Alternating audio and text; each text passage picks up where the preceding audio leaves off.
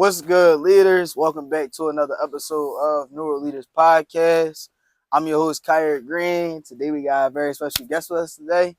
Appreciate you for coming out, my boy. I already know. We gonna listen. Me and him already got some history with each other. Of course, we gonna get into that. I really appreciate you for coming out here, being on the platform, and giving game to the new leaders of tomorrow, you man. already know. Go ahead, introduce yourself. Let them know who you are and what you do, man. All right, my name Kwamae Lloyd. You feel me?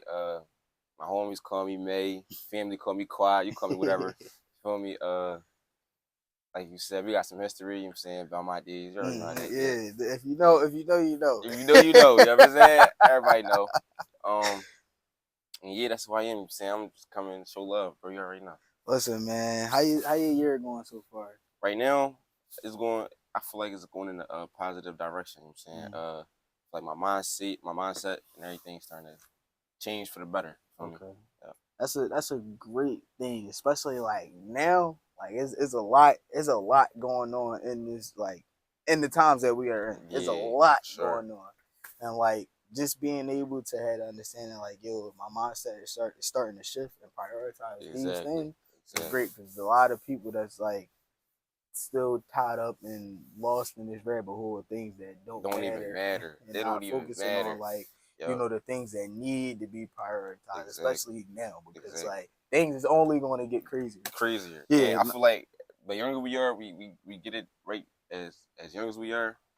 When we get older, it's just gonna be a little bit easier, and we can chill a little bit more. We work hard now. We gotta work as hard when we get older. And that's the other thing. Like, I don't think young people understand. Like, we still young, right? Bro. Both of us, we young as hell. Yes, bro. Like, I tell every young person that I come in contact with, like, take advantage of your youth. Like, people try to make them look at their youth like, oh, I got time. Oh my God. I got, you know, like, no, like, yo, when my old heads would tell me, like, yo, high school gonna fly, like, all of this stuff is gonna fly by. Yo, it felt like I was just walking into the class for the first time after being out for 2 years because of COVID. Exactly. Like, and I look up again and he talk about prime, like, and I'm like, oh, slow down. Why are we here already? Exactly. Now look at like this. Now, like, like time is really, I really feel like time is this illusion, because it makes you feel like, yo, I'm this age. I ain't gonna get to this age for the next 20, 15 years, something like that. I got time to just chill. No, because you're gonna look up and you're going to be halfway there, and you done spent half of that time doing nothing when you could have took advantage of your youth. So every young person I come across, I'm like, yo, listen, take advantage of your youth. Go out, experience different things. Get out the country if you can. Get out of your city. Get out of your state. Go experience new cultures and things like that. And I ain't gonna lie, that's one thing I gotta like tell myself to do more, and just move and experience more, and not have such a box mentality of everything is Philly. No, bro, I ain't never really been out of Philly my whole life. I never been on a plane, none of that. Listen, so this year gonna be the first year I'm on a plane though. Listen, inshallah, you had that experience. Because I'm gonna be honest, right? I talk about this experience all the time. This was the furthest I went. I think this is the furthest I've been so far. Yeah, I like outside of Philly. I went to LA, right? Right. For I think it was my 16th birthday, right, or 15th birthday. One of them. I think it was 15 or 16. One of those years. I can't really remember. My brother Sakar took me to LA. It was a surprise thing. Didn't really tell me about it to the last minute. And how he told me about it was weird. It was just like, yo, I already talked to your mom and your pop about it. Like, we're gonna go on the trip, pack your bags. If you need something, what you need, let me know, I get it. We get on the plane, and I'm like, all right, so with the plane ride gonna be about 2-3 hours? No, 6 hours. 6 hours. 6.5. I said, mind you, this is when like it was like you had to wear a mask. Yeah. And we had the N95 John. So like on the plane, I done fell asleep, woke up, we done missed the the cart with the drinks. Woke up, I'm parched. I'm like, yo, like I need something to drink. Bro, wake up, we trying to flag one of the flight attendants down, like, yo, can we get some water? But like the experience that I got out there, yo, as soon as I got off the plane, like it was like I was in a whole different world. Bro, you know it's crazy that you bring up LA. I ain't never really been telling nobody about this shit. Well, I can. Good, you good. I ain't never really been telling nobody about this, but I'm moving out there this year. Yeah? I'm moving out there this year. Bro, listen, that is an amazing thing. Like, yo, I done talked to different people who from Philly moved to Atlanta, LA, Ohio, all of these different places, and they like, yo, like they serious, and they like, yo, I'm so glad that I made that decision. Even if I went out there for a year, things happened, I had to come back. So I'm like, yo, I talked to somebody not so long ago. He's like, yeah, I moved to Atlanta, I was out there for a year. You know, I came back. I'm about to go back out there. Yeah. I'm about to go back out there. Like these experience, like you get in these different spaces and it open your mind up to so much more. Like what was it, 4 days I spent out there or something like that? Yo, I didn't want to come. I didn't want to come back. Like the weather probably was beautiful. The weather was great. The culture, all of like the energy that people was giving, like it was so much. Like yo, I was like, yo, damn, this nice down here. Like this is crazy. Like this is crazy. Like it was just so. It showed me so much more than just Philly. Like before that, I had that box mentality. Yeah. Like it's just Philly. It's just Philly. Like Philly is all I know. Right. Never really been too far out of Philly. Right. But getting that far was like, that's yo, like across the country far. Like, yo, this is great. Different vibe. It's literally coast to coast. You go from the East Coast to the West Coast. Exactly. It's like, damn, it's this is a whole different entire different vibe. Like to anybody that has the opportunity to get out of their neighborhood, wherever it is, Philly, Jersey, Delaware, whatever. Get out of that space. Introduce yourself to these different cultures, different types of people, you know, different environments. Because when you get in these spaces, you learn. Like the whole time out there, I was learning. You experience. It's like you can see with your own two eyes, with your own body, not through a video or through somebody else telling you how it looks, how it feels, how it smells, all that, and that can. I done seen Rodeo Drive on GTA. I done seen it on videos, YouTube. Now, you seen the Hollywood signs. I done seen all of that. But when you get out there, when I got out there, I was walking on Rodeo Drive. I was in a helicopter looking at downtown LA, looking at the Hollywood. Like I got to see all that, all of the arenas and all. Yo, I got to see all that, and I'm like, yo, all that. I'm like, where the Chargers playing all that. Yo, oh my God, like yo, I said, yo, this is amazing. Like, this is so amazing. And just like after that experience and all that I like got from being out there, coming back here, I'm like, yo, everybody got to see this. I felt like, yo, everybody who has not gotten out of Philly, just any area, I gotta tell people, yo, get outside of where you where you from. And you know what's crazy? I'm going out there for school. I recently got accepted to this performance art school. Out there. Congratulations, man. Congratulations. Okay, I'm proud of you. Appreciate it. I appreciate it. No problem. But, they sending me out there. They had both campuses. They had a New York campus and an LA campus. I chose the LA campus because I'm like, for that same exact reason we were just speaking on. New York, I've been in New York a few times, you feel me? It's East Coast type of vibe. Close houses, same type of vibe as Philly for the most part. I'm like, let me go to LA and experience that difference. And I feel like it may be more opportunity out there. Bro, my school on the Walk of Fame. Bro, that joint, I go outside to the school, I want to Walk of Fame. The opportunities out there are endless, bro. They had Martin Lawrence at the school I'm going. They had Martin Lawrence speak to it. They had the boy off Blackish, Anthony. Him. They had him on that joint talking to us. Well, talking to the students that went there, right? And I'm like, damn. So they got that type of pull. I could come shake Martin Lawrence's hand, bro. I come shake these people's hands and stuff like that. Here's the thing about LA. Introduce myself. Exactly. Here's the thing about LA, right? Just because these individuals aren't at the forefront on TV, in the media, and things like that, doesn't mean that they, aren't somebody or doing something. There's a lot of people out there that's floating under the radar. They got billion-dollar companies. They may have sold a company. They may be, private investors and things like that. And you go out there and you see, especially if you're on Rodeo Drive, you see somebody you ain't never seen before pulling up in a 101 Lambo. You're like, who is this? What did he do? Not like dead serious. And you may just stand on Rodeo Drive. 17 production companies. Somebody driving on Rodeo Drive that you ain't never seen before might own 8 buildings in downtown LA, and you just won't know. Like the opportunity out there, hotels, all type of stuff. It's so many people that's doing so much out there that you can connect with, even if it don't be like, damn, this person don't got this thing. They may know, they may be able to provide, open the door for you, do a lot for you, in those type of spaces. Introduce you. Exactly. And what we was just talking about before the cameras came on about relationships, bro. Then that's why I took that jewel of building relationships more than trying to build your portfolio or you feel me, be the best at whatever you do. Cause you can be the best at whatever you do and still be behind someone who's not better than you because they had those relationships. They knew that person that you ain't know who knew that other person that you ain't know, that opened that door that you didn't have access to because you didn't know the people that he knew. I've got told before by one of my old heads that relationships is worth way more than money. And that's what I've been taught as a young boy through my old heads.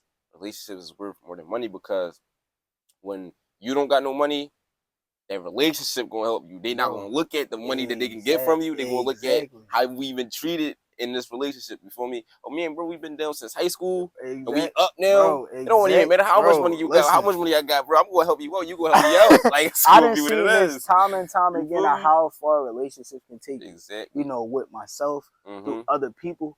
Like I had multiple guests come in here and talk about just putting out good energy and being good to people because you never ever know, never know when y'all might come, cross paths again, and when you might need them, right?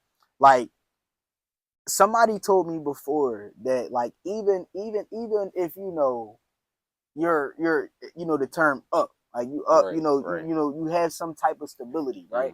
That doesn't mean to put out bad energy to other people, because you never know, you might be falling down, like things might start to fall apart and things like that, and you might need them again. And just you putting out good energy and being good to people, you do that, they'll be good to you. They're gonna be good to you. They're gonna be great to you. Especially if not only are you good to them, but they also see like the characteristics that are instilled in you, trustworthy, honest, all of that type of stuff.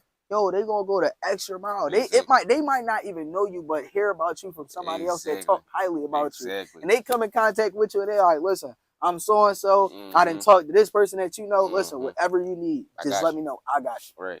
And it's crazy to take it even a step further. I think about it on the spiritual sense, right? Because I'm Christian. I know you Muslim, but I'm Christian. So in the Bible, God says basically reap what you sow. And whatever you put out into the world is what you'll get back. And God got a clever way of humbling people who he's blessed, who didn't know how to treat the blessing. You feel me? So like you said, if a person is up, they got some type of stability, but then they start shitting on people, putting people down because they got the money and they don't. Now God gonna humble you, and that same janitor, that same custodian, whoever you was putting down, now they up and you down. You feel me? And now it's like you get to see it from both sides now, bro. And now you get to see you don't treat people like that, because they can shit right on you in 2-3 years.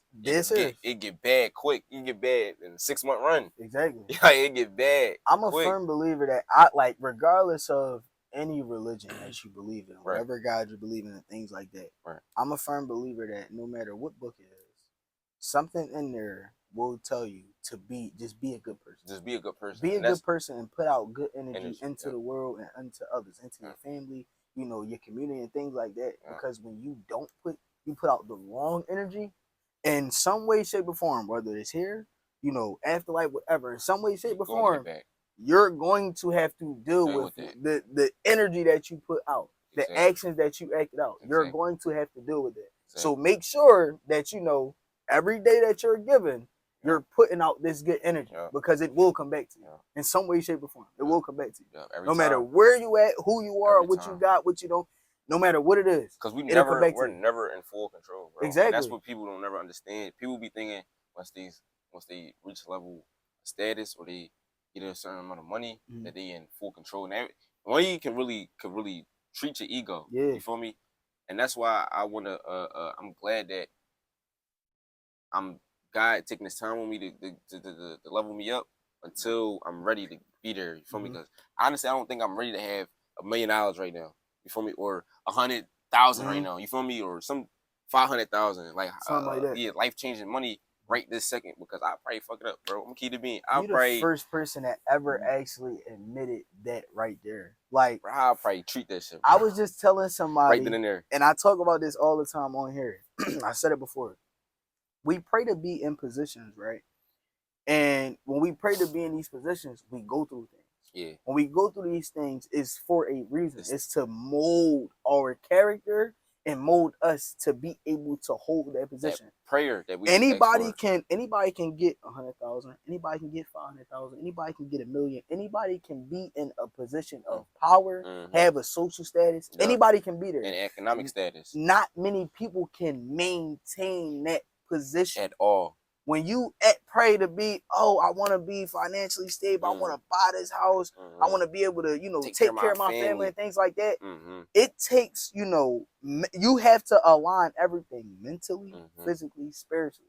So you're going to have to go through things. Yep. You may need to go through, 6 months of you not really being there, you just scraping enough to get by, to teach you how to, how to work with what you have. Yeah, right. How to work with what you have before. Invest what you got. Exactly. Before you are blessed with more, learn how to work with what you got. Exactly. We might need to take something away from you for you to, figure something out. Because we don't want God ain't gonna just bless you with everything right then and there. Right. Not gonna just bless you with everything right then and there. You're not ready. You're not ready. Gotta mold you into who you need to be to maintain this position. And when you ready, you're gonna get it. You're gonna give it to you. You're gonna get it. I just watched something a while ago. I think he was talking to a football team. He always talking to a football team and stuff like that. And he was saying, like, basically, God will stress you before he bless you. Yeah. Yeah, like, and that's real life. And that's you're going to be stressed out. Like, damn, how I'm going to figure this out, how I'm going to do this, then you're going to get blessed. And you know what I'm trying to change my mindset to? Well, not really change because it wasn't too far away from this, but, like, discipline myself into this. Falling in love with the journey. Falling in love with the grind, falling in love with the path to get to where I'm going. You feel me? Because I feel like that's all gonna be worthwhile once I get to where I'm going. And if God just skip me from right now to multimillionaire, to wherever I see myself being in years, it's just like, damn, I won't even appreciate it as much as I will after I go through everything I gotta go through to get there. Because I didn't put no work in to get it. You'll appreciate it way more. I will hold it tighter to my life, to my heart, and I won't let nobody. It'll be more sacred to me because I put so much work behind it. I won't play about it. If God just gave it to me undeservingly, then I'd probably willy-nilly do whatever I want because I didn't even work. That's another or thing. Stress or hurt to get to where I gotta go. That's another thing people don't understand about being in these spaces. When you're just handed these things, or you just walk outside and it's given to you, you don't appreciate it. You don't appreciate it, and you don't do right by it. You just do whatever you want with whatever it is that you're asking for. Exactly. You gotta, like I saw before. I think it was Castanet, just talking about falling in love with the journey and the grind before the result. Because the grind and the journey is a long road. It's a long road. It's a very long road. Especially building something from the ground up. Being the first, it's like when you got so much against you, bro. It's like that journey get longer and longer. It is a very you put 5 long years road. with it. You put extra 5 years with it. Long, lonely, stressful, tiring road. Yeah. Like, and you literally have to figure out. Also, is all that is also beautiful at the same time. Exactly, bro. It's also beautiful at the same time. I can't count. I can actually count, and I would need multiple hands to count how many times like I have been sitting back like, yo, damn, I gotta edit these episodes, prepare the clips, post this, talk to these people, get with these people, while still managing my outside life. Exactly, outside of this. I gotta manage everything within it and manage my outside life. Exactly. I can count how many times I done woke up like, yo, I don't even want to touch my leg. Yeah, like I don't even want to get out the bed. I don't even want to sit up today. I don't want to touch it. And I kid you not, every time I get that moment, there is somebody that comes to me and gives me a reason to do it. Somebody may send me a DM, a text message. One of my homies might call me like, "Man, I just needed to tell you this. Mm-hmm. My mom might talk to me and tell me something. It's like, yo, get up. Yeah. Like, I had somebody send me a message. I never came in contact with this individual. He just came across the platform.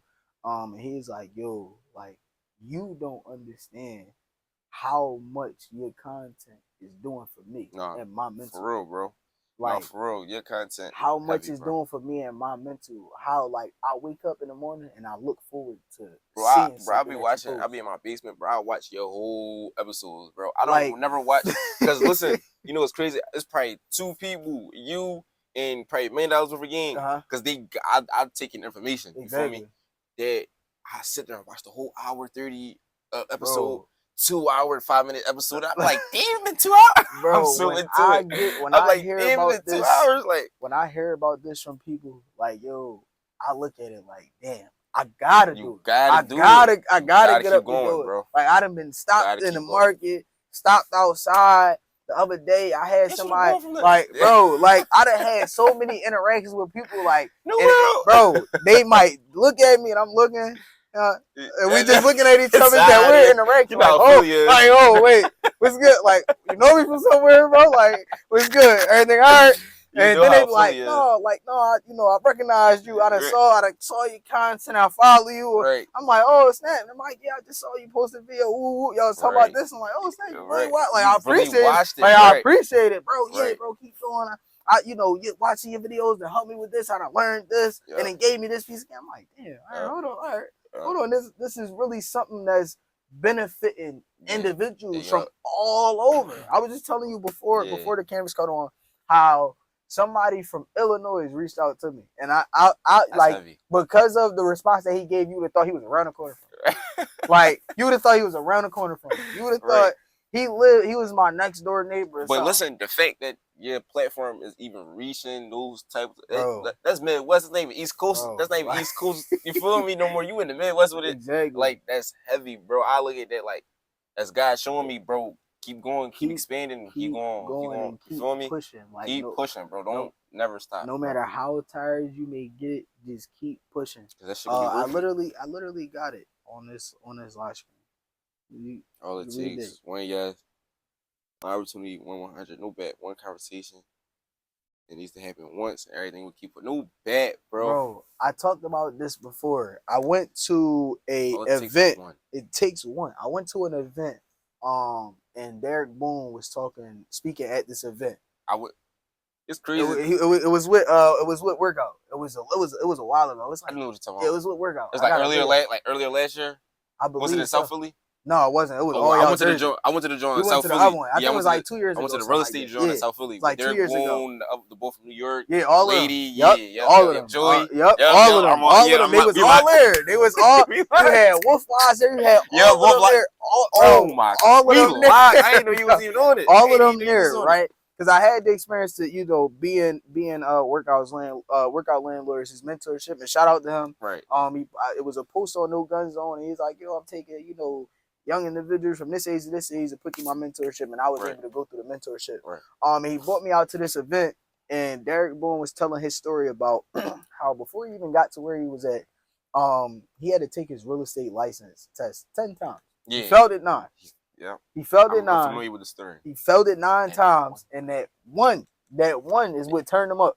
Turned him up, bro. That one. Bro, listen, because I ain't gonna lie, I stayed after. I'm sorry to cut you off. I'm sorry to cut you off. But I stayed after that event that was down South Philly, and I seen, because I just wanted to see, bro, what they was driving, because I seen what they was wearing. They got designer suits on, and I'm just curious, just me being, you feel me, into cars and into that type of lifestyle. I just want to see what he driving. He pulled up in his nasty ass Porsche. Bro, listen. I'm not he got real cheese. He got real cheese. Bro, listen. It took one yes. Him. I done spoke to him. Kevin Dose, the owner of Taste Cheesesteak Bar. Okay. And a bunch of other things. Right. And his brother Herman Dose at workouts events. And all of those individuals literally talked about, how they got to where they are. Even workout. I done had one-on-ones with workout. And me and him just talking, and he telling me his story, how he was incarcerated, was reading a lot, acquired a property that was worth X, Y, and Z amount, and didn't understand, like, yo, I'm worth this on paper, but like, how do I actually use this and turn it into something? For me, like you have to. It just took them one opportunity. Yeah. Like Derek Boone literally was up on stage and was like, "Yo, before I even start, everybody just say one for me." He was like, "One." Mm-hmm. Say it again. One. Say it a little bit louder. One. Mm-hmm. He's like, "My name is Derek Boone." He went into his story and he left off with just saying like, "Yo, if I can go do something 10 times, fail at 9, and continue to go back, whatever it is that y'all want to do, as long as y'all keep pushing, I'm telling y'all, it's gonna happen. It's gonna happen. It's gonna happen. It's gonna happen." And stories like that, bro. And stories like that, and I watch like Shannon Sharp interviews because I want to be an actor. He interviewed a lot of actors, comedians. I'm funny. I don't know if I hit the stage. I don't know if I hit the stage, but it's not outside the brain. I definitely consider hitting the stage. You feel me?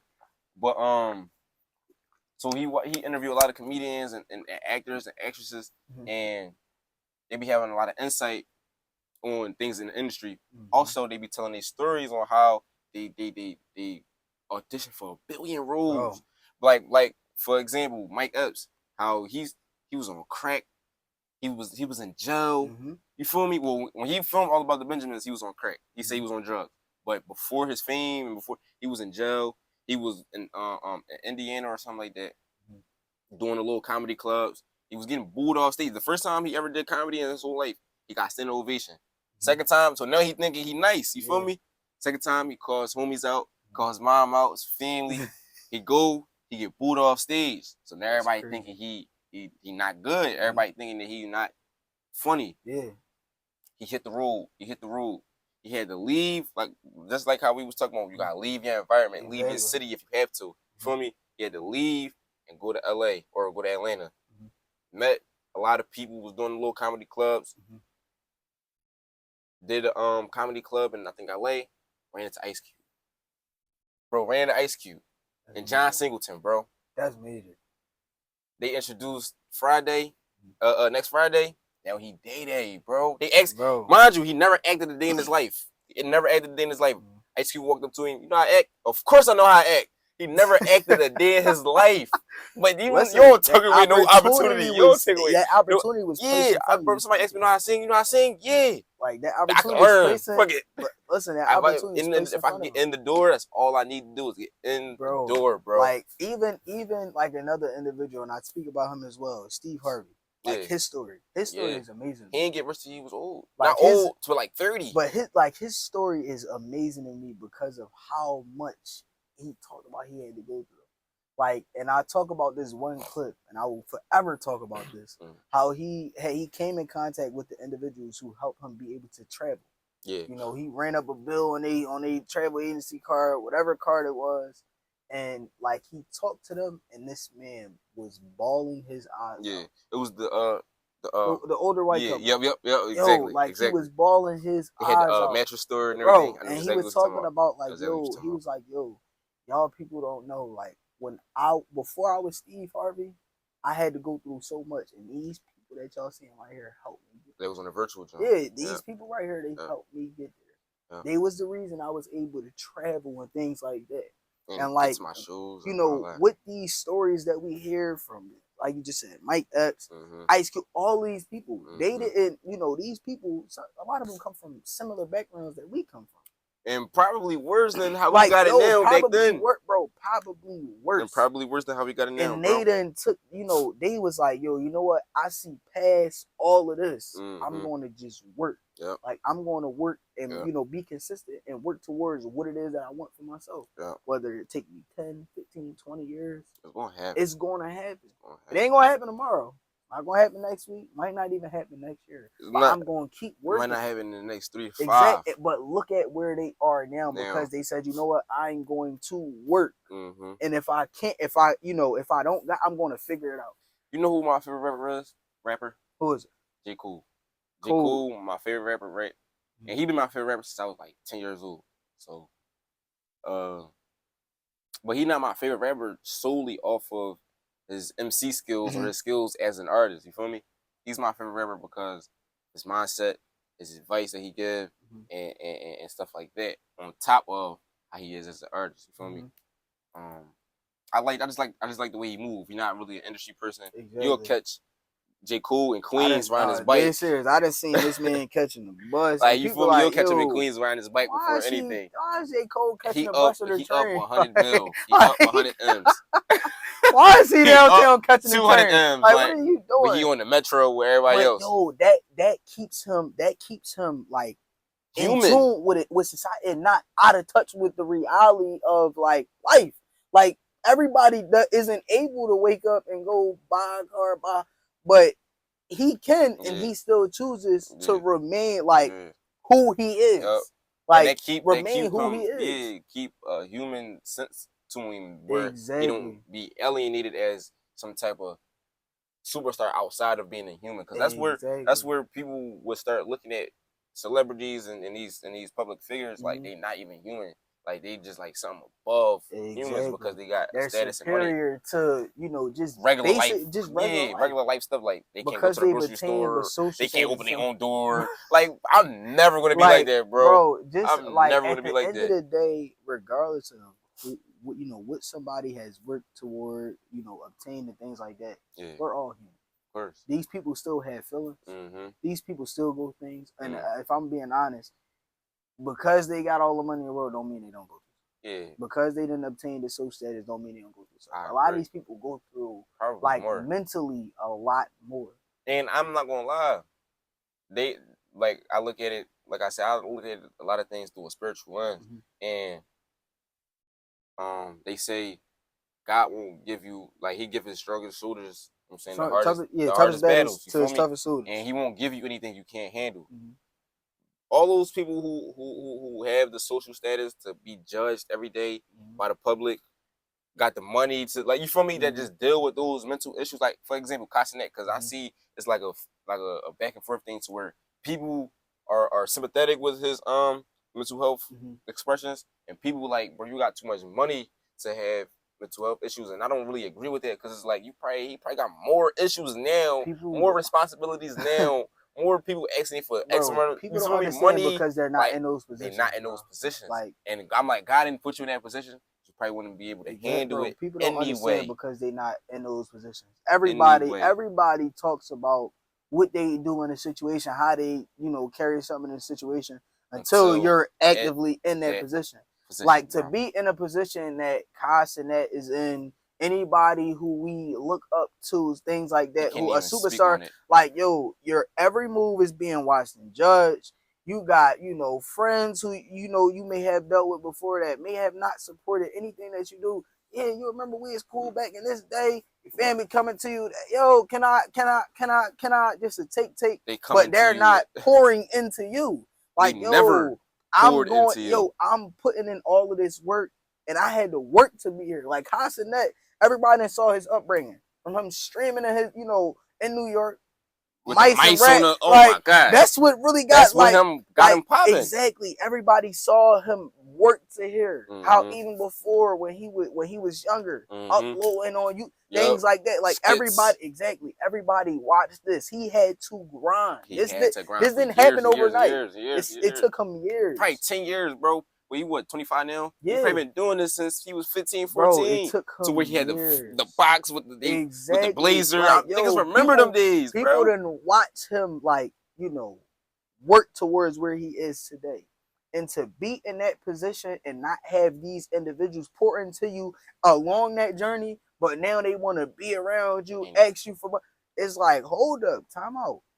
Bro, we ain't never had a conversation like that before when I was working towards here. We ain't never have a conversation about money that you wanted to get to invest into a business that can help both of us. Because, bro, people really be on that. You don't even have 10,000 to your name, but you come to me asking me for 50, 60,000 to invest. So, all right, say if I'm like, if I'm in this position, I'm like, say if your joint on flop, who losing money? Me or you, bro? Exactly. Like, yo, it's just a thing. Like, losing money? Me or you? Now people just come and pick up the phone. Yo, it's never a phone call. Yo, you good? I'm just calling to check on you. I see you doing X, Y, and Z. I'm proud of you. Yeah. No, bro, I'm in the jam. I need this, that, and the third. Yeah. And to be in that position is not one person call every day. Somebody call it, text. And it's like, bro, you start to sit back and look and be like, damn, like, how many of y'all is really, for me, or y'all just around me for the money? Like, it's a lot that go into being in that space is a lot of like wear and tear can put on your mental. Like bro. On your mental, especially with him doing like the mafia thing. Right. For a whole entire month, he has no peace. He got barely no sleeping, off. No care. He can't shower in the way peace. He wants to. He can't do it. Like, yo, to do that for an entire month, and then after that, he want to take a break. People bashing him for taking a break. How you gonna take? Bro, like, yo, do you understand what he just had? I was on camera for 30 days straight. Like, I didn't turn my camera off for 30 days. Everywhere I go, y'all see me. I'm showering. Y'all see me. I'm going to sleep. Y'all waking me up. Like, it's so much that's going into Yo, that's really crazy. Like when you put it into like bro, words like that, bro, like damn, y'all watching me wash my bro, ass. Like, y'all watching me sleep and waking me up. Bro, it's so much that go into that, and mentally it's like the mental exhaustion. You gotta make it entertaining. You can't live your everyday life regularly. You gotta do something outside of regular to make it entertaining. Now you and the guys got have a prank war while y'all sleep on Mafia thing. So you know the fans can be entertained. So I'm doing extra shit. It's a mental exhaustion that go into that, and people don't understand. So like when I always scroll through comments on all of this stuff, and I just look, and I'm like, every time I always come across a comment like, "Damn, you want let me have this much money, I wouldn't be doing it." And it's like, bro, like a lot of like y'all really don't understand that if y'all like until y'all are in this position, y'all wouldn't know what to do. What to do at all. Like in any position. At like all. Until it even don't even us. Yeah, like yo, until you are in that predicament and in that state of being, you can always say what you'll do. In any situation. Oh, I do this, I do that. I can say in 2 years I'll fly. Bro, and then you get there and with you're like, hold up. Feet. Like, and then I'm jumping and I can't get off the ground. I ain't going nowhere. Like, people don't understand. Like, you can always talk, oh yeah, I do this, I do that, until you really in the position to do the thing, and you don't do nowhere near that. At all. Like the same people that's like, oh, if I was in these people position, like a lot of everybody know a lot of celebrities. We had multiple celebrities, people who got companies, all of this type of thing. They have, committed suicide. It's like people might comment on it. Well, if I was this, I would have did this. It's like, yo, you just don't understand the mental stress that like being in that position puts on people. And you know, when you bring that up, you know who I just thought about? I can't remember his name. I think his name was Trip from the Ellen DeGeneres show. He committed suicide a few years ago. Do you know what he's talking about? Yep. That situation is sad to me because if you go on his like TikTok to this day, look at all his content he was putting out. Bro, he looks so happy, bro. Oh, he dance. All he do is dance. That's the one that was on the Step Up movie. Yeah. All he did was dance. He reenacted the Step Up stand. You feel me doing stuff for the fans. He on Ellen, Ben and joking with Ellen all the time. You never know what behind the scenes what people are going through, bro. And it be the friends and it be the people that come around you that laugh and joke the most, that smile the most, that's the most playful, that dance and the most goofy, the ones that like, really behind closed doors going through it. And like even with comedians, like a lot, bro. Every comedian, I feel like I'm a firm believer in this. Every comedian got a depression about them, bro. That's like inexplainable. Like something like for people. Any entertainer, like to be an entertainer and to, you gotta show up for everybody. But it's like, who is showing up for you? You gotta show up for millions of people that's expecting this movie, this TV show every day, this content every day and things like that. But it's like, yo, who is showing up for me? Like these people can put on this act and this character, and you might never think that they're going through X, Y, whatever it is until they actually talk about it. And sometimes they don't talk about it. In cases, like Trip and other individuals, they commit suicide because it's like so overwhelming and they just don't know how to channel, those feelings. They don't know what to do with the emotions. So it's like, yo, I can't deal with it. And people, they comment on these things and just don't understand. Like, you don't understand what that individual was going through. At all. You don't understand the emotions, that was going through that person's mind. If I look at it like you're speaking out of pure ignorance. Yeah, because you don't know, and that's what ignorant means. The lack of knowing. Like, you feel me? Speaking out of pure ignorance to what the situation he may be going through, what he may have went through in his childhood, that he or she may have went through in their childhood, that may still be affecting them to this day. You don't know the phone call that they may have got this morning. Exactly. The text message that they got last week. Exactly. Something that somebody has said or did to them. You just don't know. Yet you're speaking and saying, judging. Why would they do it? It's just too. And that makes it worse because you don't know. It's like once they look at that, it's like you don't even know what's going on. You just quick to judge. Hey, bro, I had a what's that? Today Wednesday, right? Yeah. Yeah. So, Mr. Woodson, I had him on here. It's crazy. This episode gonna be dropping at 3:00 today. And he talked about understanding that people go through things, and the things that people go through can have a lasting effect on them, like for forever, bro. And he said, before we start judging people and talking about where they're standing, judging about where they're standing, we should be asking a question of like, how did you get there? Yeah. Like, how did you get there? Yeah. Before you're judging somebody about, them coming on any platform, because they got this associated saying, hey, like, I'm dealing with this thing. So I may be suicidal, having suicidal thoughts, things like that, all of this type of stuff. Before you're judging them about that, ask the question. How did you get there? Yeah. What happened that you like, got to that? What to made that step, you get to that point? Yeah, to that point in life. Maybe then when we, change our perspective and change our way of thinking and ask the question of like, how did you get there? Yeah, that's all it is. Then we start to be more understanding. Yeah. Like then even down to like somebody being homeless. Like I just before on my way here, I just saw a video. A young lady was sharing on TikTok that her brother is facing homelessness. He has a family, a mom, dad, sister, brother, a home, and he is dealing with homelessness due to his own mental, what he's going through in his head. And I didn't personally talk to a few homeless people. Yeah. And a lot of these individuals, they have crazy stories, bro, of how they got there. Listen, it was this old head on my block, right? And his name was Doc, right? He passed away a few years ago. But as long as I've known him, cause I keep hitting the mic, I hope I'm not messing up the audio. But as long as I've ever seen him growing up, from a kid to teenage years when he passed away, he always was like the dirty, drink a beer, you feel me? Type of old head in the neighborhood. But my grandma had said something that just cooked my whole perspective of him. She was like, it's sad how he is now. He used to be sharp back in the day. Like he used to be one of them old heads back in the day. So I'm like, what happened? You feel me? Like as you said, I asked like, yo, what changed for him? He lost his daughter. He had a daughter. She died real young. But he never recovered from that, bro.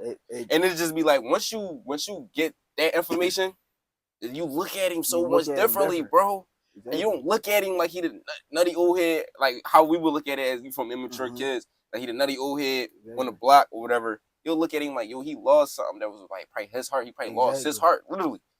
And that's crazy that you said that, because I've had a couple interactions with Doc, actually. You know what I'm talking about? Yeah, I know exactly who you're talking about.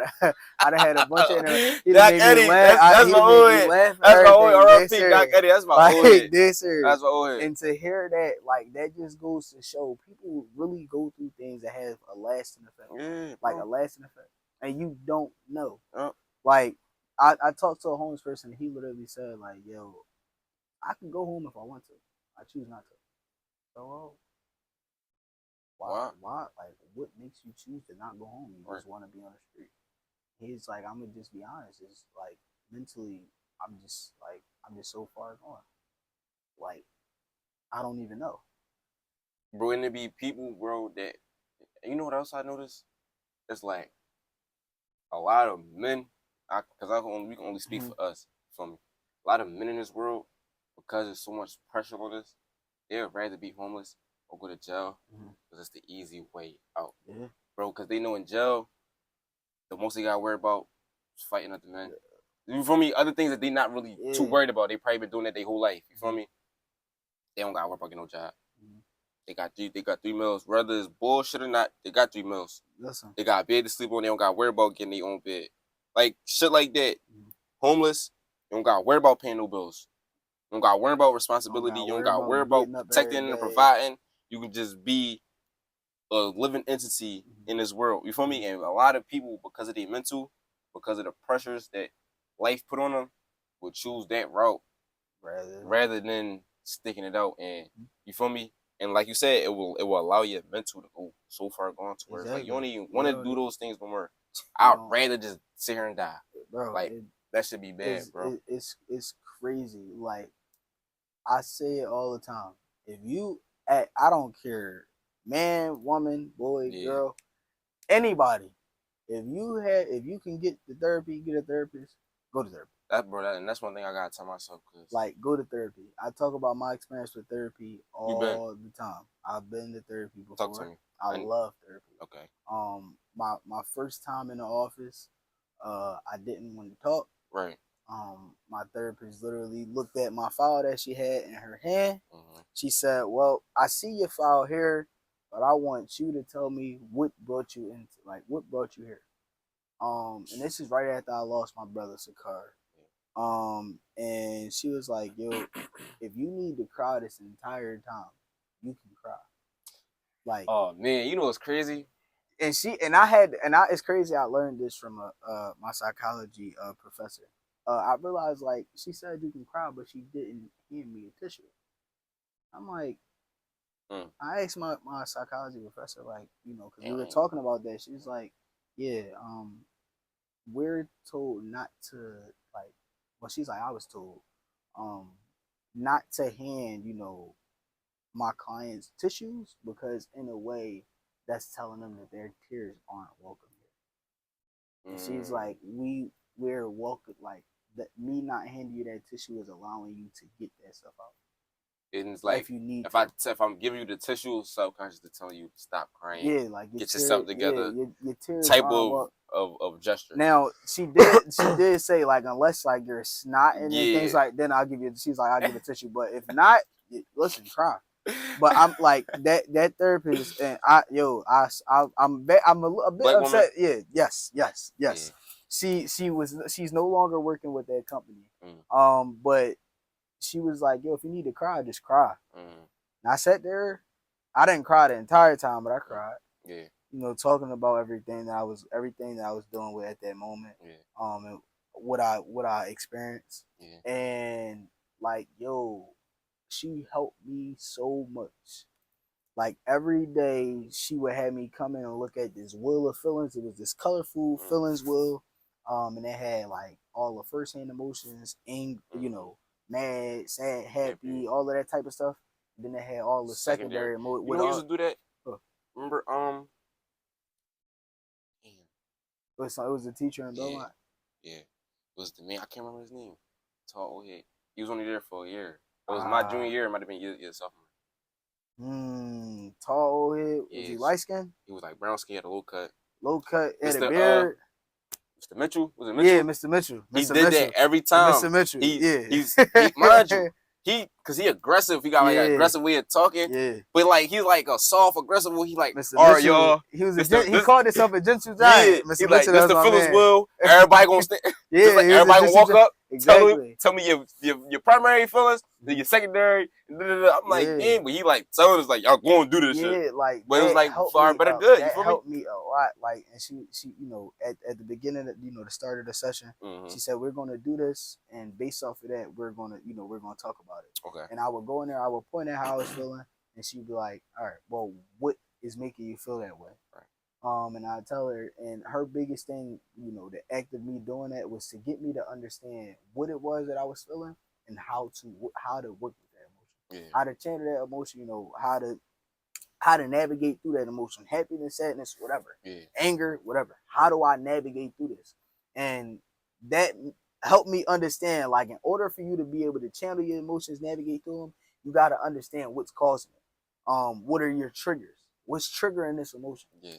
In order to understand, like, all right, how do I not feel this emotion? If it's something if it's a beneficial emotion, happiness, something like that, how do I continue to feel this emotion? Right. And, like, yo, that experience was it, like, yo, she got me to journal. I never journaled before. She got me into journaling. Now it's like I'm quick to go write something. Yeah, you in it now. Like, it don't gotta be something like a big thing that she told me was like journaling doesn't always have to be when you get to a space where you're feeling down. She said you could journal every day. Go write in your journal about how your day was. Go write in your journal, what you did today. If it was just you feel like it was a normal day, go write about it in your journal. She's like, just the act, you doing that is allowing you to express yourself. Like she's like, you can share this with somebody or you can just keep it to yourself. It's just allowing you to express yourself. And then a lot of the times, like, when we feel these ways and we start to write it down on paper, we start to understand the emotion more.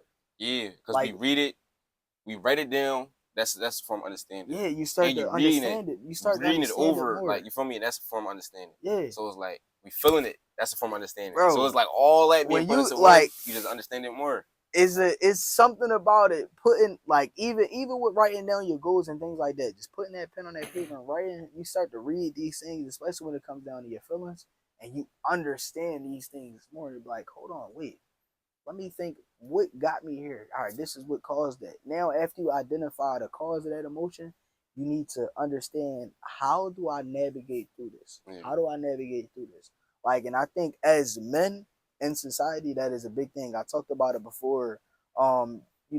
Understanding how to channel your emotions and deal with them, because it doesn't take a lot for you to be, incarcerated, you to do something that you may not have done if you were calm, just acting out of emotion, like something like, it doesn't take a long time for you to just throw everything away. When you look up now, you can't be around your family and things like that.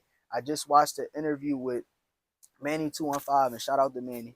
I watched the interview and he interviewed somebody else who's incarcerated, and he was literally on there like, yo, I wish that in the moment that I was in, I did not like respond from emotion. I didn't allow, he was using the word pride. Like, he's like, yo, I wish I didn't allow my pride to get the best of me. Yeah. Like, cause now I can't take care of my family. Now I can't be around my family. Yeah. For me, now like, I can't do for the ones that I love. Right. Now I'm here. This is where I am.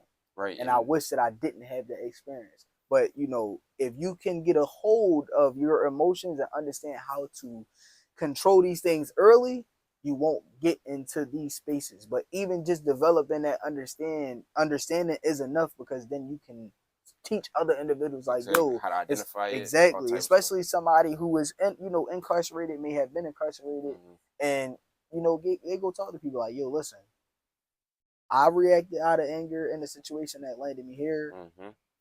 This is what you should be doing. So you do not have to go through these things. Yeah. You don't have to deal with, what I was dealing with and things like that. Now I want to do a segment of something with you. I do this with all of my guests. It's called Leaders Toolkit.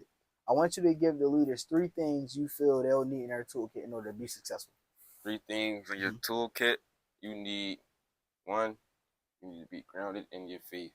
Now, I'm a Christian. I know it's a lot of people that's Muslim. I don't, you feel me? However, whatever you believe in, just be grounded in your faith, and always understand it's a higher power. You feel me? 2, like we was speaking on earlier, fall in love with the grind. Find what you're passionate about. Because I've been doing in my life what I am passionate about, not what nobody want me to do. Not with my mom, dad, brother, sister, cousin, auntie. I'm doing what I want to do, something that God showed me. You feel me? So find your thing, be passionate about it, keep it sacred. You feel me? Fall in love with the grind. And the last one is what I'm working on now, and I'm gonna say this because I'm working on this now. Discipline, because I understand that a lot of people that come from the places that we come from, that we didn't really have much growing up. We didn't really have it. When we do get it, we don't know how to take care of it. We don't know how to treat it. So we gotta discipline ourselves while we do not have as much, while we don't have it like how we want. So when we do have it, we won't fuck it up. We won't blow it off. We won't shit it away. You feel me? We'll have it to keep. We'll have it to give to our children when we have children, and they'll give it to their children. You feel me? And that creates generational wealth. Exactly. So fall in love with first, stay grounded in your faith. Fall in love with your journey. Fall in love with your grind for your passion. Stay disciplined and stay in the right mindset, and keep the right people around you. That's two major things that you ended off with, especially discipline. Yeah. Discipline is like a major key to work towards anything. Yeah. Whether you an entrepreneur, you want to have a business, whether you work at a job, you want to climb the corporate ladder, you want to lose 10 pounds, 15 pounds, if you want to gain weight, like it it takes discipline in order to do these things. Like it will start off as motivation, but I tell everybody the motivation doesn't stick. It don't. Motivation comes and goes. It's like a weight. It comes and goes. It's like it's a feeling. It's like a season. It's like when you angry, that comes and goes. When you happy, that comes and goes. Exactly. You feeling motivated, that comes and goes. It's a feeling. It comes and goes. But discipline, it sticks. It doesn't go anywhere. When you're disciplined to do something, like I said before, the days when you wake up like, I don't want to do this, you're going to do it, regardless of how you feel. And I learned that the days that you wake up and you like, I don't really want to do this, you need to go do it, because that's the days that it really matters. Yeah, that's the days that it matters. That's the days that build the character. Exactly. It's all a part of character building. Like whatever it is that y'all are doing, like no matter what y'all are working towards, you establish some form of discipline now. Establish it now, early on, like now, whatever it is that you're working towards, because you will wake up on days where you might not want to go to work. You might not want to go to that meeting. You might not want to go deal with 10 people that's trying to invest money into you. I don't know why, but you might not want to. You might just be tired from the events that went on beforehand in the week. Might not want to go to the gym. It's a lot. You might not want to do whatever, but if you are disciplined, you will get up and do it. And a lot of the times, if you get up and do it, you'll feel way better when it's done. And it might be a reward on the other side of you taking the action to get up and go do it. Like you being like, you know what? Yeah, I'm tired, but I'm gonna just get up and go to this meeting. You may go to that meeting, make a connection. That connection may open up a door for you. Now imagine if you ain't never get up. Imagine you ain't never get up. You may be like, I don't want to go to the gym today.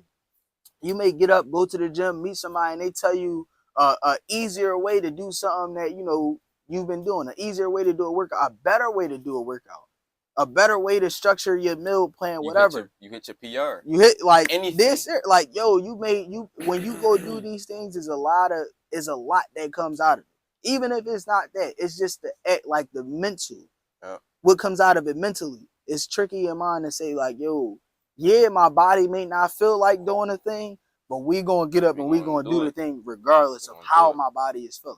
Unless now if your body telling you like, slow down a little bit, pump the brakes, and you gonna know if it's something with your health, get that taken care of. We ain't saying that. But we ain't saying that. Ignore your health and all that. Right. No, that's important. But like if it's just like, you know what, I'm tired. I'm burnt out. Yeah, I'm burnt. Listen. You can get up and go do it. You still got more fuel in the tank. If y'all familiar with the Diamond Gym, I talked about this before. In there, everybody talk about, you like, hit the hill, do this, 50 burpees. You just got done this. I love it because of like the mental and what he's instilling in people. Like, you have way more in you, and you're capable of way more than you think. You think, bro. Like than what you think. You feel like, I can't do no more. I can't. You don't even like people using the word can't. You might hit the hill. You hear can't. Go hit the hill. Hit everybody to the 75 hill. 75 burpees. Like this shit, but just like what the message that he is sending out to people that some may overlook is like, everybody is capable of doing something, and you have to push yourself past the limit to understand what your limit is.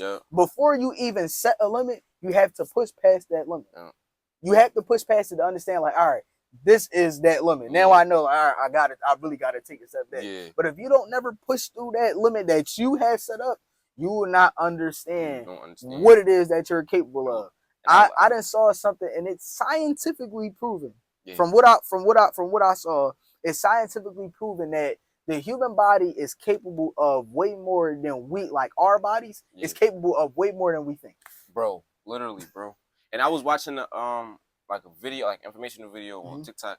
They basically was like, our bodies is like meant to like take so much, but also not meant to take so much. If that makes sense. Like it's not, you feel me, prohibited for us to take that much. But if we do, we're like capable of being cool after like bro, even on some they compare us to superheroes like Wolverine, bro. Our bodies can heal themselves and things like you that. Feel me? It take time. Like, but like when you break your leg, that bro, you don't just get a new leg and all that. No. That's going to heal. Like that broken bone is going to come back stronger. It's going to heal. It's going to come back stronger with more bone in place, and after a couple months and all that. But that's like our bodies take care of ourselves, and our bodies can take way more than what we think. Even labor wise, even stress wise, we can stress our bodies out more than what we think. That's why in the gym, when he making them do it versus them having the option to stop, there's no stopping. Listen. You stop, you're going to have way more punishment than what you're just doing right now. So you better do it. And when they get through it, then he let them know. See, you had it in you. You passed, push your limits. Everybody that's watching on them fucking cameras, you start snapping. Everybody's watching on them cameras wanted you to quit. I was in a training camp, right? Yeah. And when I say during this training camp, like I was like, I'm like, I can't. And my trainer was like, if you say you can't, you gonna regret it. Like I'm gonna make you regret telling me you can't do something. And he was like, I want you to understand something, right? Your mind will shut down before your body do. Facts. Like your mind will shut down before your body do. Facts. Like I'm thinking like, during that workout, I'm like, I don't know if I'm gonna be able to push this. I forget how much he had on the slide. I don't know if I'm gonna be able to push that. He like, don't tell me you can't. He had me push that John. I think it was like what, 20 yards or something. But it was a heavy weight. Like I really had to push 20 yards. And then on top of that, he stood on there. He stood on there, telling me like, your legs better not stop driving. And like dead serious. The whole time he up there talking like, your legs better not stop driving. I'm just, I'm looking down. He's just pushing. Yeah, you just gotta pushing. Bro, you gotta turn your brain off. Bro, dead serious. When I say I thought that I didn't get anywhere, I looked up. He's off of the sled, and I done pushed that joint into the wall. Yeah. Like I done drove that joint all the way to the back into the wall. And I looked up, and I looked back. He said, "See, I told you." Cause bro, your brain and you looking at it like, bro, I can't. As soon as you get here and like, bro, you just turn your brain off. You just do it. You look up like, damn, I just did that shit. You, and then you understand like, damn, I can do that shit. I can do it, and I'm capable of way more than what I thought. Than what I'm thinking in my head. You gotta look past the limit that you set on yourself. And like, I'm gonna push myself to do this, especially if it's something that, like you said, you're passionate about and you want. You gotta push yourself. You gotta push yourself. If you're, I'm gonna say committed. If you committed to losing weight, you committed to gaining weight, you committed to being the one that creates generational wealth in your family. Yeah. You're committed to doing that thing. You have to push through every moment where it's like, you think to yourself, I just can't. But one thing I know I never do, bro, is stop, bro. I'm gonna be one of them with, even if I never make it on TV ever in life, I'm gonna be 50, still trying to audition. Bro. Still, you got great kids. Yes, bro. I'm still chasing my dreams. Cause bro, until I don't got no more breath in my body, that's when I'm gonna stop. When God call me to the crib. Bro, other than that, bro, I'm gonna keep putting one foot in front of the next, bro. And we're gonna see where this should take me. I'm gonna give you this piece of advice that I gave somebody else. And I got this from here talking to somebody. We were talking about I think I talked about it on another episode. And it was something about religion, and just saying like, he was talking to somebody, I think something like that, and they were like, like, well, basically what I'm gonna say like, basically what you get out of Islam, like, what if Islam is the truth, all this type of stuff, right? But I don't want to make it a too religious thing. Yeah. And he was just like, basically, even if none of this stuff is real. Think about it like, what did I get out of praying 5 times a day, being a good person, putting out good energy, all that type of stuff, doing right by, what I believe in. What would I get out of that? I'm gonna get a lot out of that. Yeah. I did good while I was here, right? Did good. And I'm saying that to connect with, you saying like, even if I don't get to wherever, right? Regardless of where it is, like we said, fall in love with the journey. Think about what that journey will do for you mentally, physically, and spiritually. think about what that would do for you or not. Like, all right, damn, well, I didn't get there. I did take this away. I did learn these lessons. I did make these great connections. I did inspire these people. I was inspired by these people. I got a chance. I had a chance to be in these spaces with these individuals. Yeah. And even you just taking the initiative to be like, yo, regardless of anything, I'm going to get up every day and put one foot in front of the other. Yeah. I want you to understand that you are already like 1,000 steps ahead of a lot of people our age. Like, oh, you are 1,000 steps ahead of a lot of people our age. Yeah. Because like individuals our age don't see things like that. They just look at it like, oh, like we said before, oh, I got time. I could. No. Like we got time. People, I be hearing a lot of people are easy. Like, I got my whole 20s. No. I be like, that's the worst mindset. No. You got your whole 20s. I'm like, mind you, it was just 2016, right? Exactly. That was 10 years, right? Bro, 10 that means you only got 10 years of your 20s, bro. 10 years ago. 10 years so that shit was like, damn. We talking about 2016 like it was yesterday. So it was like, damn. Niggas gonna be 30. Like next time we look up, bro's gonna be 2036, bro. And the people that say that, I encourage them to like lock in your 20s. But if they just don't, it's gonna become a thing where it's like, okay, when you're 30, you're going to be trying to get the ball rolling and get the traction rolling. Meanwhile, you're gonna look at this group of people is like, yo, peers, our 20s, your peers. Yeah, you're gonna look at this group of people that's like, yo, our 20s, we're gonna lock in, we gonna start. They already gonna have the ball rolling. They gonna start to be able to live in their 30s. And from all the old heads that I talked to, they didn't always told me like, yo, you don't start living till you're about mid 30s, 40s, and stuff like that. You don't really start living until you hit that age. Like you think you living when you were dub, stuff like that. Right. No, you don't start living until you hit that age. Right. Like that's when you're able to live. Like start living. So if you can build something before 20s and 30s, get to 40, like, and then you cool. That's what I'm saying, bro. That's amazing. That's what I'm saying. And then if you look like 40 is not old. I'm bro, 40 is nowhere near old, bro. 40 is nowhere near old, bro. I hate when, bro.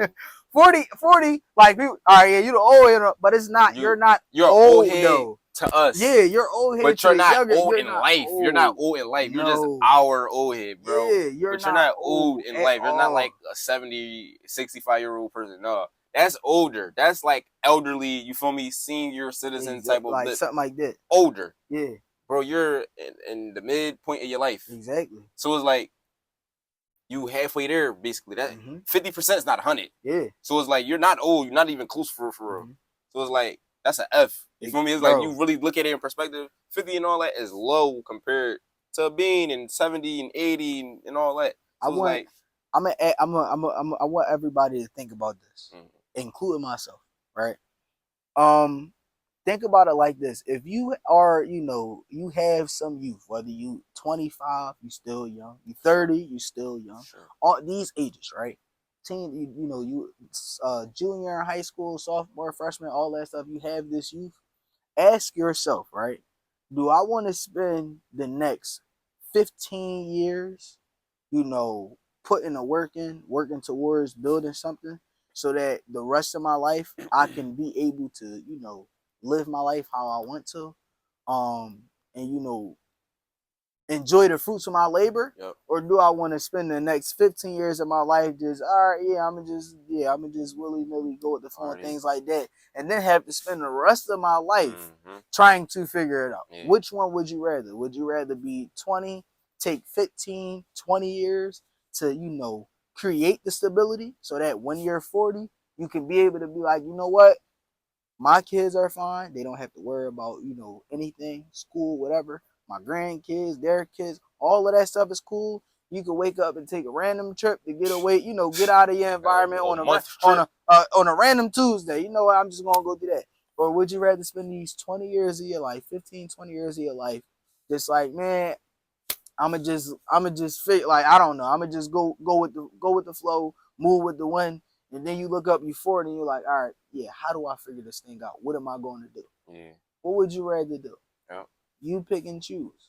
And you give me a piece of advice, and I know you probably don't need it, but I still want to give you a piece of advice. Oh, listen, I take all advice. I take all advice. One thing that I stayed with me and that really stuck with me was coming from where we come from, bro. we gotta be delusional. We gotta go crazy in our brains, bro, for what we want to happen, bro. No bet. You gotta look at yourself. You think of yourself as the highest entity, you feel me? Whether it's the best number one podcast in the world, however it go, you feel me? Look past that. You feel me? Look something bigger than that and aim for that. You feel me? Because even if you don't even hit that, wherever you floating at, you up there with the stars. You aim for the moon, basically. You aim for the moon and hit for the stars. Like, you land on the stars, I mean. Even if you don't land on the moon, you're still up there. Yeah, still up there because your demographic of where you was aiming was so high that you ain't got no choice but to land high. You feel me? You gotta be delusional. You gotta think like, like people gotta really think you. People think I'm crazy, bro. I be like, no, I'm gonna be like, I'm really gonna do a movie with Denzel. I'm really gonna be the best actor in the world. They be like, you tripping. Bro, I know. I love when people say that. Like the goals that I set for myself and the things that I say I'm going to do. They be like, yo, you tripping. People look at me and they start to question like, yo, how do you think that's possible? And I wake up every day and I tell myself like, yo, I'm going to do this thing. Bro, this is what I'm going to do. This, There's no doubt in my mind that I will not do this. And then, bro, I really think I'm crazy a little because I really believe it. And people be looking at me like, you really believe this, huh? Yeah, like, yo, deep down in my body, like. I woke up the other day, and I say this all the time. Like, I have random outbursts when I'm like, New World Leaders Podcast, the future of media, things like that. Like, New World Leaders, the future of media. It's going to be the #1 informational podcast. Right. #1 brand. Like, I had somebody look at me one day like, yo, you mean #1 informational podcast? I'm going to have the #1 informational podcast. Look at me with this face like, I can just tell, like, and they like, bro, like, what? You tripping. I'm looking at him like, no, bro, you tripping. Like, what I'm building is no doubt in my mind. Yeah, like, no doubt in my mind, bro, that, like, this will not be beneficial for generations. And you know what's crazy? Every time I even have a doubt, right? Like, God speak to me, like, nope, you on point. He was like, nope, you is on point. Because look, all right, my girl, right? I had around the time when I first met her mom, I had told her mom what I wanted to do, right? Mind you, depending on the type of person, a lot of people can look at my choice of my career as like a tangible versus it not being tangible. You can look at it from both ways, you feel me? Depending on just your perspective. So a lot of people can look at it as not being tangible. Actor, that's not really a real job. Like, I had people actually tell me that. My family and all that, it's not a real job. You need to find a real job. And then I told her, and I was like, but I know I'm going to make it because me and Guy had that conversation. You feel me? And I know I'm going to make it. And she was just like, she looked at me like, damn, like, this young boy might be different. Like, she really looked at me with like a new ground respect and yeah, respect for my grind on my passion and you feel me, what I wanted to do and how serious I was about it. Because I'm like, bro, like, nobody in the world, my pop can't tell me nothing. My mom can't tell me nothing. Nobody in this world can't tell me nothing about what I'm going to do, bro. I'm going to do that. Listen, I just told one of my homies, like, we was talking, me and him, I told you, he got his own platform. Yeah. Me and we was talking, he like, yo, listen, whoever, this is a race to see who's going to get the deal first. Right. Who's going to get this deal first, right? Who's going to get the deal first? We're going to see. But we was talking, and we was having a conversation about something, and I'm like, listen, understand that when you tell people about the thing that you want to do, what you see for yourself, other people may look at it, and when they look at you like, yo, you are, you know, they see it as something crazy, or they don't see it as something that you can do. A lot of the times that's coming from within themselves, because they don't see them. They don't see that for themselves. They don't see them doing something like that. They're not speaking out of like, oh no, you really can't do that. No, they're speaking from within. Like, within, I don't see myself doing that. I never even thought that somebody like us could do that. Thanks. You can't do that. Thanks. And that's far from the truth, because we have many examples of individuals who had the odds stacked against them and still made something happen. Still prevailed. And still made something happen. Still made some shit. Still like out of they done made something happen, created something out of thin air. Out of nothing. Like out of nothing, they done made something happen. You know whose story I look at a lot? I look at Tupac's story. Yeah. Because it's like, bro, before Juice, mind you, if you look at the interview he did after Juice, bro, you could tell that like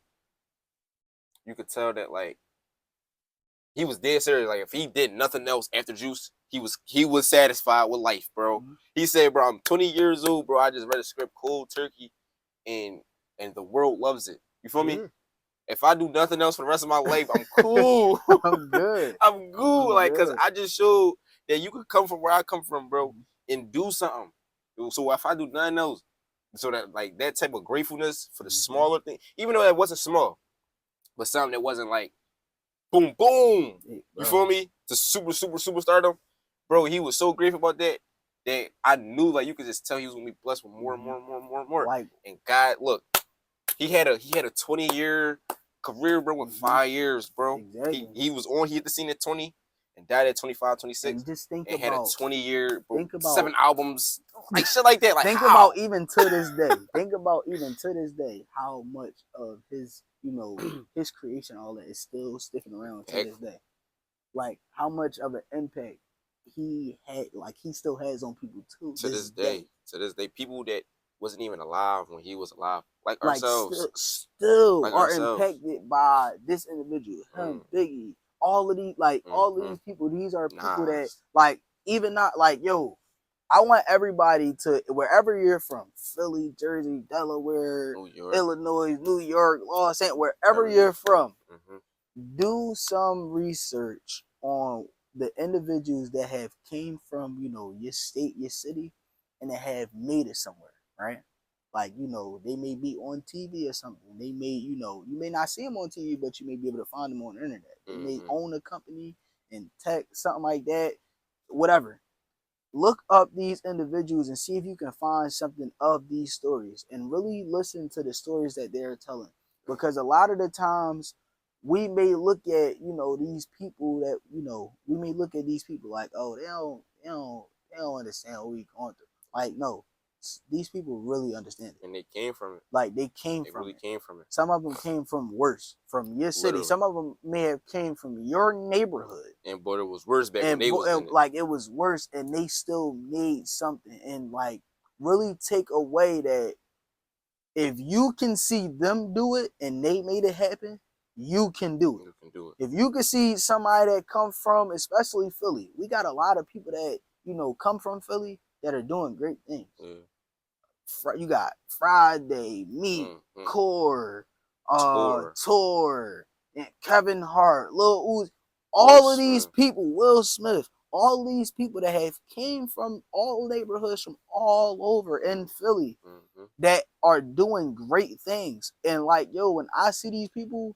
I know for me, and I hope that everybody else sees it, like, yo, if these people can come from neighborhoods I walk through every day, I come from, and they made it happen, I can go out and make it happen if I put in the work. Bro, you want to hear a crazy story? Talk to me. All right, so I just lost an aunt recently, right?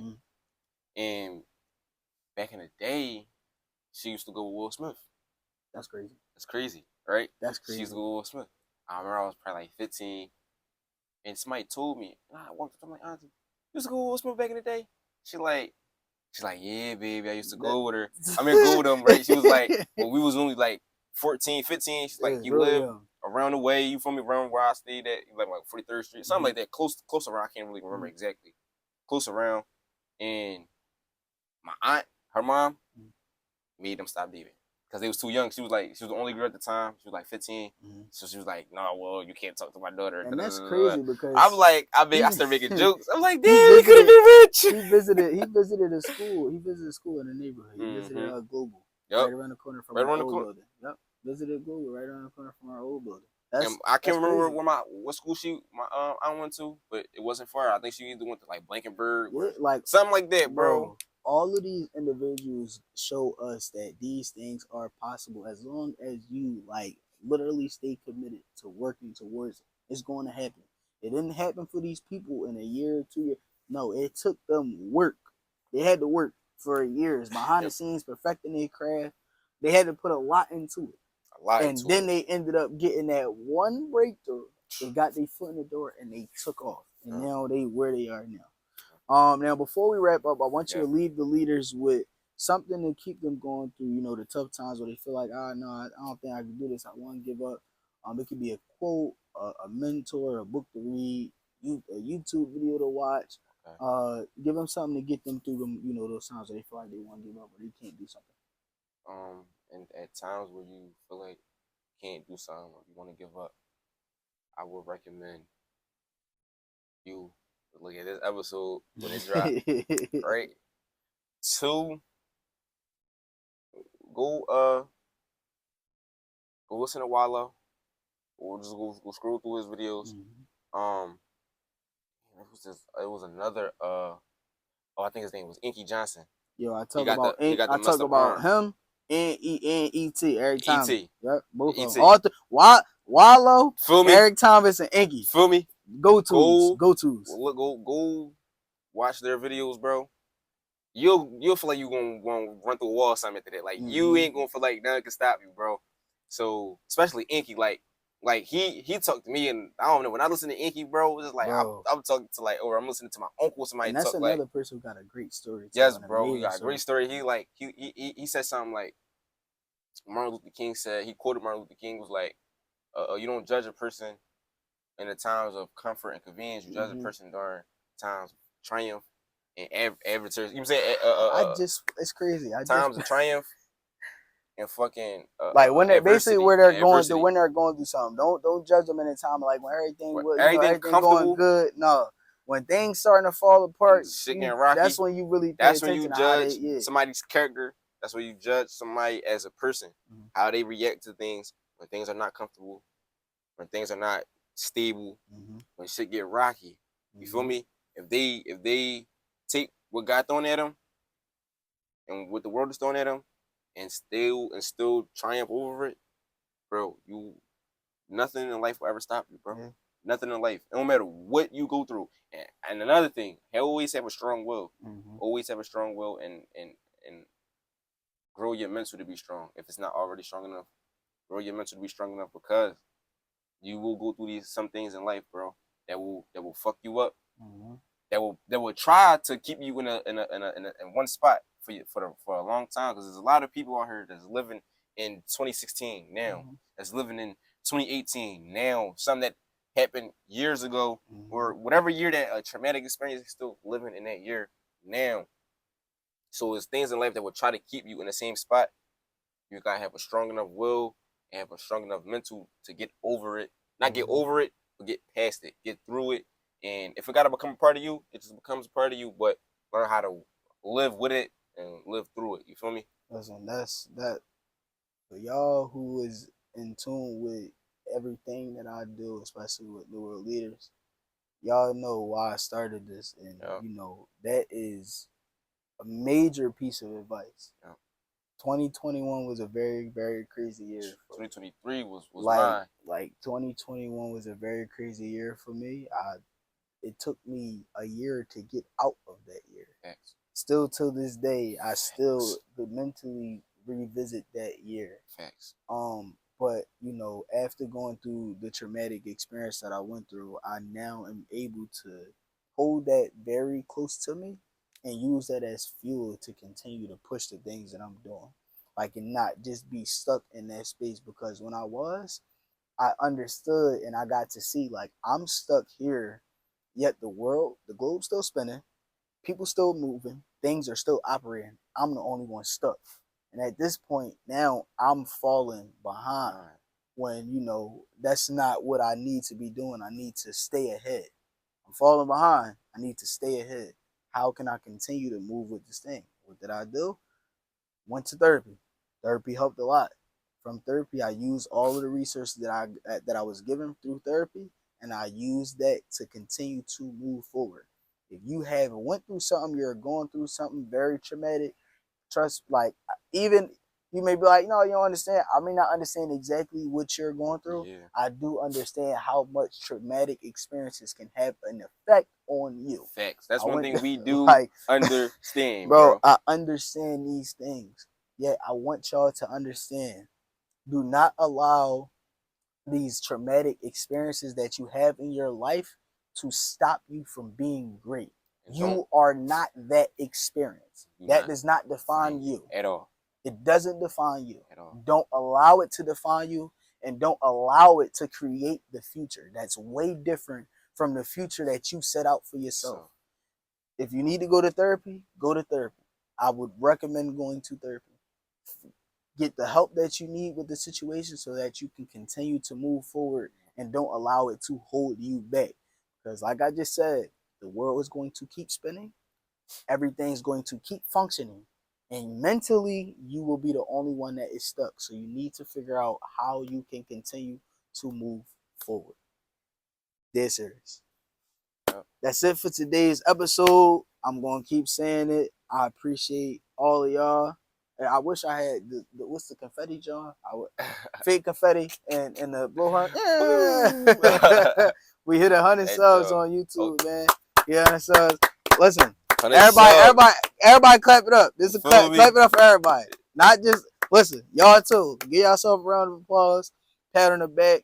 You know, hitting this accolade would not be possible without y'all. We once again, we're still growing, still reaching a bunch of different people. Like I was just telling him, I done had somebody from Illinois contact me about getting an episode successful. So yeah, listen, it's crazy. But listen, we this would not be possible without every last one of y'all talking about it, sharing it, liking it, commenting, watching it. It would not be possible without y'all. So I appreciate y'all, and as far as this go, just know it. Y'all are doing it. I'm getting the people up here. We giving out game, but it's only gonna grow if y'all interact. It's not. Listen, I can put out as much content as I want. If y'all won't interact, don't interact. People will not come across it. It will not help people. Right. But it's helping people because of you. Yep. You, not y'all. You. I'm talking to you. Is helping other people because of you. You sitting here watching it, especially you made it this far. This long form content. This long form about an hour. It take a lot to sit and watch something and listen to something for an hour. But you know, this would not be possible without you. You who listening to this, watching this right there. It would not be possible without you. So I really appreciate you and thank you. I appreciate you for coming out, man. It was a pleasure. I enjoyed this conversation. I hope that this helped. Anybody who listened to it, for somebody that may got a question, want to talk more about, you know, acting, maybe resources and things like that, let them know where to find you, man. Well, you can find me on Instagram at MAE42_. That's my main account. Yeah, just hit me up there. Just DM me and I'll respond to all that. You feel me? Just hit me up. I got you. I'm gonna make sure I put that in the description so they can have access to that. Y'all listen, y'all hit them up. Yo, I saw you on New Orleans podcast. I got a question. Reach out. Ask a question. Don't be scared to ask questions. Dead serious, man. There's one thing I've been telling Kai since we was in fucking high school, bro. I'ma see you at the top. Listen, no bet, me going to the top, bro. You see you there. Know, man. See you there. That's it for today's episode. Y'all know the motto, man. We'll see y'all in the next one.